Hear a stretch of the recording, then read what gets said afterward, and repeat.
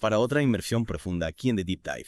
Hoy vamos a sumergirnos en una parte esencial del sistema educativo chileno, la educación particular subvencionada. Por supuesto. Y como estudiantes de la maestría en política educacional, ya saben lo importante que es este tema, con todos sus matices e implicaciones para crear buenas políticas. Totalmente. Tenemos varias fuentes que nos van a ayudar a analizar los puntos clave de este modelo. Exacto. Nuestra misión en esta inmersión es comprender a fondo su historia, cómo se financia, las reglas que lo rigen, su impacto y los debates actuales. Queremos que tengan una visión clara y completa de esta pieza fundamental del sistema educativo chileno, algo crucial para sus estudios. Exacto. Y estamos hablando de un sector que abarca a más de la mitad de los estudiantes en Chile. Así que comprender este modelo es fundamental para cualquiera que estudie política educacional en el país. Bueno, manos a la obra. Comencemos con lo básico. ¿Qué es exactamente la educación particular subvencionada? En esencia, la educación particular subvencionada es un modelo híbrido que es muy particular de Chile. Son escuelas que, aunque se gestionan de forma privada, reciben una gran cantidad de financiamiento estatal. Y tradicionalmente, este financiamiento se complementaba con aportes de las familias a través de los llamados copagos. Estos colegios se ubican en un espacio intermedio entre las escuelas públicas, ya sean administradas por las municipalidades o por los servicios locales de educación pública, SLE, y los colegios privados pagados, que no reciben financiamiento estatal. Entonces, la clave está en esa mezcla de administración privada con un fuerte respaldo financiero del Estado. ¿Y cómo funciona ese financiamiento estatal en la práctica? El mecanismo principal es una subvención estatal que se calcula por cada estudiante matriculado. Y un detalle interesante es que la cantidad de dinero que se entrega a menudo depende de que los estudiantes asistan a clases regularmente. Es como un incentivo para que las escuelas se esfuercen por atraer y retener a sus estudiantes. Pero la subvención general es solo una parte. El Estado chileno ha creado varios tipos de subvenciones adicionales para atender necesidades específicas y promover la calidad educativa en áreas concretas. Por ejemplo, cuéntanos más sobre esos tipos de subvenciones. Primero tenemos la subvención general, que es el aporte básico por cada alumno. Luego, una de las más importantes es la subvención escolar preferencial, o SEP, que está diseñada para mejorar la calidad de la educación que reciben los estudiantes en situación de vulnerabilidad socioeconómica. Para acceder a la SEP, los establecimientos deben firmar convenios con el Ministerio de Educación y crear planes de mejoramiento educativo específicos para atender las necesidades de estos alumnos. También está la subvención por desempeño académico, el SNED, que se otorga cada 2 años a las escuelas que muestran un mejor rendimiento relativo y que se destina a beneficiar a los equipos docentes. El SNED parece una forma de incentivar la mejora continua a través del reconocimiento. ¿Qué otros tipos de subvenciones hay? Está la subvención por reforzamiento educativo, que da apoyo económico a las escuelas que implementan programas de apoyo y nivelación para estudiantes con bajo rendimiento, especialmente aquellos que están en mayor riesgo social. También tenemos la subvención para el aumento de remuneraciones del personal no docente, que tiene como objetivo mejorar los salarios de estos trabajadores que son tan importantes para el funcionamiento de las escuelas. Y no podemos olvidar la subvención anual de apoyo al mantenimiento, que se usa para financiar las tareas de conservación y reparación de la infraestructura escolar. Además de estas, hay otras subvenciones más específicas para la retención escolar, el fomento de la excelencia pedagógica y el apoyo a internados. Una red bastante compleja y diversa de financiamiento. Al principio mencionó el tema del copago. ¿Cómo se integraba esa figura en el financiamiento de este modelo? Históricamente, el copago, o financiamiento compartido, era una característica de muchos colegios particulares subvencionados. Permitía a las familias hacer aportes adicionales para complementar los recursos del Estado. Sin embargo, la Ley de Inclusión Escolar de 2015 cambió las reglas del juego al eliminar progresivamente el copago en todas las escuelas que reciben financiamiento estatal. Aquí es donde la cosa se pone interesante para nosotros como futuros diseñadores de políticas. ¿Cuál fue el impacto directo de esa eliminación del copago? El impacto fue considerable y obligó a las escuelas a adaptarse de diferentes maneras. Muchos colegios que antes dependían del copago optaron por convertirse en establecimientos gratuitos, financiados solo por las subvenciones estatales. Otros, para mantener un modelo de financiamiento basado en el cobro de las familias, decidieron convertirse en colegios particulares pagados. Renunciaron al financiamiento estatal, ganando a cambio mayor autonomía para fijar sus precios y gestionar la admisión de estudiantes, aunque este último aspecto también está regulado. Entiendo. Un cambio estructural importante con consecuencias significativas para el sistema. Y hablando de números, ¿qué tan extendida está hoy la educación particular subvencionada en Chile? Las cifras de 2022 nos dan una idea clara. Los colegios particulares subvencionados representaban alrededor del 49% de todas las escuelas y atendían al 54.4% de la matrícula nacional. Estos datos demuestran el rol dominante de este sector en la educación chilena. Sin duda, más de la mitad de los estudiantes. Para entender el presente y el futuro, creo que es importante analizar la historia de este sistema. Cómo ha evolucionado a lo largo del tiempo hasta llegar a su configuración actual. La participación privada en la educación chilena se remonta a los inicios de la República. Desde el principio hubo una fuerte tradición de involucramiento del sector privado, especialmente a través de instituciones religiosas. Durante el siglo XIX y principios del XX, aunque el Estado fue tomando un rol más central en la educación, la participación privada se mantuvo como un actor importante, creando un sistema mixto. ¿Hubo algún momento clave en esa formalización de la relación entre el Estado y la educación privada? ¿Alguna ley importante? Un hito fundamental fue la Ley de Instrucción Primaria Obligatoria, o LEPO, de 1920.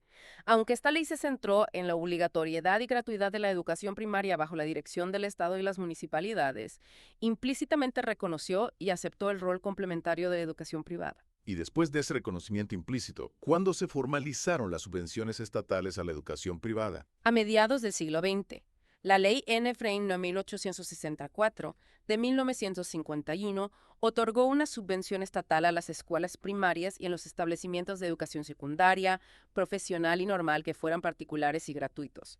Un precedente legal crucial que sentó las bases para el sistema actual. Al año siguiente, en 1952, se extendió esta subvención a las escuelas particulares que cobraban aranceles. Interesante. Ya vemos cómo se van formando los pilares del sistema actual. Pero sabemos que la década de 1980 fue una época de grandes transformaciones en Chile. ¿Cómo afectaron esos cambios a la educación particular subvencionada? Los 80 fueron un punto de inflexión. Bajo el régimen militar, se implementó un modelo más orientado al mercado en la educación. Se introdujo el sistema de voucher o subvención por alumno, donde los fondos estatales siguen a los estudiantes según su matrícula. El objetivo era fomentar la competencia entre las escuelas. También se municipalizaron muchas escuelas públicas y se estableció el copago a través de la Ley N. 18.768 de 1988. Estas reformas de los 80 sentaron las bases para la gran expansión que tuvo el sector particular subvencionado en las décadas siguientes. El famoso voucher educativo, un concepto que, como verán en sus estudios, ha generado mucha controversia en política educacional a nivel global. ¿Y qué pasó después del regreso a la democracia en 1990? ¿Hubo ajustes al modelo heredado? Sí, hubo ajustes y reformas importantes. Un hito fue la Ley N. 2048 de 2008, que creó la subvención escolar preferencial. Esta ley buscó destinar más recursos a las escuelas con estudiantes de los 2 primeros quintiles de ingresos para mejorar la calidad de su educación y reducir las brechas. Claro, la SAE como un intento de focalizar recursos para combatir la desigualdad. Y llegamos a la Ley de Inclusión de 2015, que mencionamos antes. Una reforma transformadora, ¿verdad? Absolutamente. La Ley de Inclusión Escolar, Ley Endegro 20.845 de 2015, se propuso eliminar el lucro con fondos públicos, prohibir la selección académica y eliminar el copago en las escuelas que reciben financiamiento estatal, incluyendo las particulares subvencionadas. Su implementación ha reconfigurado profundamente el sector, obligando a las escuelas a adaptarse a nuevas reglas. Paralelamente, se ha buscado fortalecer la educación pública con los servicios locales de educación pública, STLEP, aunque su impacto total aún se está evaluando. Una historia llena de detalles y cambios importantes. Ahora, hablemos de otro aspecto fundamental. ¿Cómo se financia actualmente este sistema y cuáles son las regulaciones clave? Como dijimos, el financiamiento principal viene de las subvenciones estatales, calculadas por estudiante usando la unidad de subvención escolar, UCE. El valor de la UCE varía según el nivel y tipo de enseñanza, la asistencia de los estudiantes y la implementación de políticas específicas. Y recordemos las subvenciones complementarias, SEP, SNET, subvención por reforzamiento educativo, para aumento de remuneraciones del personal no docente, para mantenimiento de infraestructura, prorretención, de excelencia pedagógica y para internados. Una red de financiamiento bastante compleja. Y en cuanto a las regulaciones, ¿cuáles son las reglas del juego para estos colegios? El marco regulatorio es amplio, complejo, pero la Ley General de Educación, LGE, y la Ley de Inclusión Escolar son los pilares. Entre las regulaciones clave están los requisitos para el reconocimiento oficial y el acceso a subvenciones, como un reglamento interno actualizado y pagos al día al personal. La Ley de Inclusión introdujo la regulación de la admisión de estudiantes, prohibiendo la selección académica y creando el sistema de admisión escolar SAE centralizado. También hay normas que limitan los cobros a estudiantes vulnerables y exigen comités de buena convivencia. Un esfuerzo por un sistema más equitativo. Bien. ¿Y quién supervisa que se cumplan las normas y se usen bien los recursos públicos? Principalmente el Ministerio de Educación, Mineduc, a través de la División de Financiamiento y la Superintendencia de Educación Escolar. Ellos fiscalizan la calidad educativa, investigan denuncias y pueden sancionar infracciones. Un sistema con financiamiento y supervisión complejos. Ahora, ¿cómo ha evolucionado el número de escuelas de este modelo y cuántos estudiantes atienden? Las cifras muestran una trayectoria interesante. Entre 1992 y 2010, el número de colegios particulares subvencionados casi se duplicó. Al mismo tiempo, el número de escuelas municipales disminuyó. Esto refleja la mayor preferencia por este tipo de educación. Pero entre 2018 y 2020 hubo una ligera disminución en el número de colegios particulares subvencionados operativos, quizás por la ley de inclusión. Una pequeña contracción reciente, tal vez por la reforma. ¿Y qué tendencias ha habido en la matrícula? El crecimiento de la matrícula ha sido aún más notable. La proporción de estudiantes en estos colegios aumentó del 33% en 1990 al 57% en 2017. Alrededor de 2007, la matrícula en colegios particulares subvencionados superó a la de las escuelas municipales. Entre 2018 y 2022, la educación particular subvencionada sigue teniendo la mayor proporción de estudiantes, alrededor del 54% en 2022. La matrícula municipal ha disminuido y la de los colegios particulares pagados se ha mantenido estable, con un ligero aumento reciente. Un crecimiento increíble. Claramente, esta se ha convertido en la opción mayoritaria en las últimas décadas. Esto nos lleva a un concepto clave. La libertad de enseñanza. ¿Cómo se aplica en la educación particular subvencionada? La libertad de enseñanza es un principio constitucional fundamental en Chile. Garantiza la libertad de los educadores, la libertad de abrir y mantener escuelas privadas y sobre todo el derecho de los padres a elegir la educación de sus hijos. ¿Y cómo se traduce esa libertad en la práctica en estos colegios, que reciben fondos estatales pero se gestionan de forma privada? En la educación particular subvencionada, esta libertad se ve en la diversidad de proyectos educativos y enfoques pedagógicos. Los padres pueden elegir escuelas que se ajusten a sus valores, ya sean religiosos, con métodos como Montessori o Waldorf u otras filosofías. Esta variedad de opciones es central en la libertad de enseñanza. Pero entiendo que esta libertad no es absoluta. Deben seguir las normas del Estado, ¿no? Exacto. A recibir financiamiento estatal, deben cumplir ciertas regulaciones y el currículo nacional. Esto los diferencia de los colegios privados pagados, que tienen más autonomía. Además, la ley de inclusión limitó la libertad de los colegios subvencionados, especialmente al prohibir la selección académica. Entonces, hay una tensión entre la libertad de enseñanza y la necesidad de regular para asegurar la equidad. Totalmente. Hay un debate constante sobre cómo equilibrar la libertad de enseñanza con la equidad y la justicia social en escuelas que reciben fondos públicos. Algunos defienden mayor autonomía para fomentar la innovación y atender las necesidades de las familias. Otros, una mayor supervisión estatal para garantizar la igualdad de acceso a una educación de calidad para todos, sin importar su origen socioeconómico. Un equilibrio importante para diseño de políticas. Y para las familias que eligen este tipo de educación, ¿qué factores influyen en su decisión? ¿Por qué un colegio particular subvencionado en lugar de una escuela pública o un colegio privado pagado? Hay varios factores, a menudo interrelacionados. Una razón es la percepción de que ofrecen mejor calidad que las escuelas públicas. Esto incluye la exigencia académica, la calidad de la enseñanza y el ambiente de aprendizaje. También se percibe mayor seguridad y disciplina en comparación con las escuelas municipales, por preocupaciones sobre el acoso o la falta de supervisión. ¿Y el factor socioeconómico? Por supuesto. El nivel socioeconómico y el deseo de un cierto ambiente social influyen en muchos padres. Buscan que sus hijos interactúen con compañeros de similar nivel socioeconómico o con familias que compartan valores. Históricamente, el copago pudo haber reforzado esta tendencia. Además, la oferta de proyectos educativos específicos o la adhesión a ciertos valores, como la orientación religiosa o modelos pedagógicos particulares, también son factores importantes. Claro, la búsqueda de un ambiente social y valores específicos. Hablemos ahora del rendimiento académico. ¿Cómo se compara el rendimiento en la educación particular subvencionada con el de otros tipos de establecimientos? Los resultados del CIMSS sugieren que, en promedio, los colegios particulares subvencionados, especialmente los PST-FICON que cobraban copago, tienden a obtener mejores resultados que los colegios municipales. Pero es crucial destacar que estas diferencias a menudo se reducen o desaparecen al considerar el nivel socioeconómico de los estudiantes. Los colegios particulares subvencionados suelen tener más estudiantes de familias con mayores recursos que las escuelas públicas. Entonces, la diferencia en el rendimiento podría deberse más al nivel socioeconómico que al tipo de administración. Exacto. Al comparar estudiantes de nivel socioeconómico similar, la brecha se reduce mucho.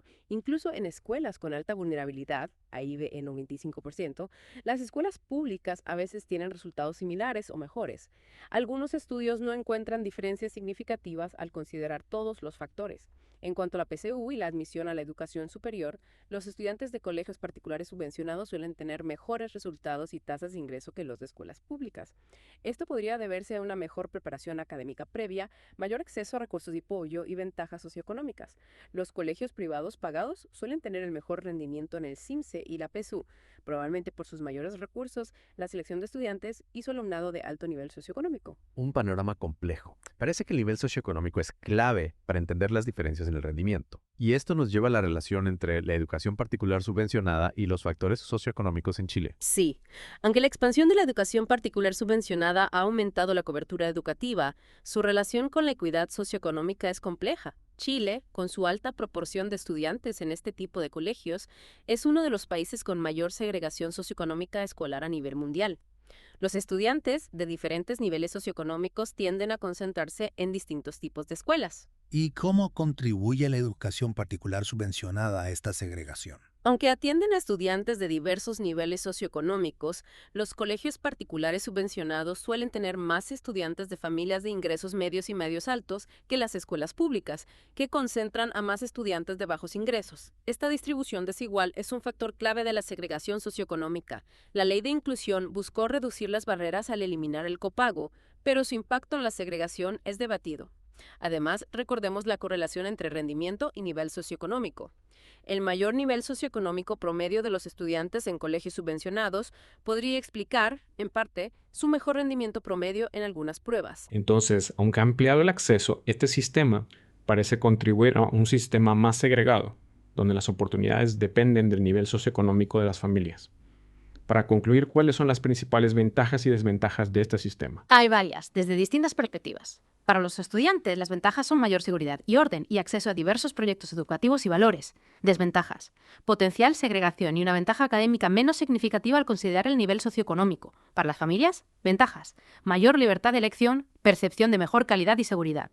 Desventajas: antes, la carga financiera del copago y la posible limitación de la elección por factores socioeconómicos y la segregación. Para los colegios, ventajas: financiamiento estatal que da estabilidad, autonomía para desarrollar proyectos educativos. Desventajas: mayor regulación, restricciones en la admisión y posible impacto presupuestario por la eliminación del copago. Para el Estado, ventajas: mayor cobertura educativa, potencial innovación históricamente, financiamiento compartido. Desventajas: segregación socioeconómica, alta inversión pública sin resultados equitativos garantizados, supervisión y regulación complejas y costosas. Un panorama completo. La educación particular subvencionada es un pilar fundamental del sistema chileno, con una historia compleja, un gran impacto y debate sobre equidad y calidad. La ley de inclusión fue un intento de reforma, pero sus efectos a largo plazo aún se evalúan.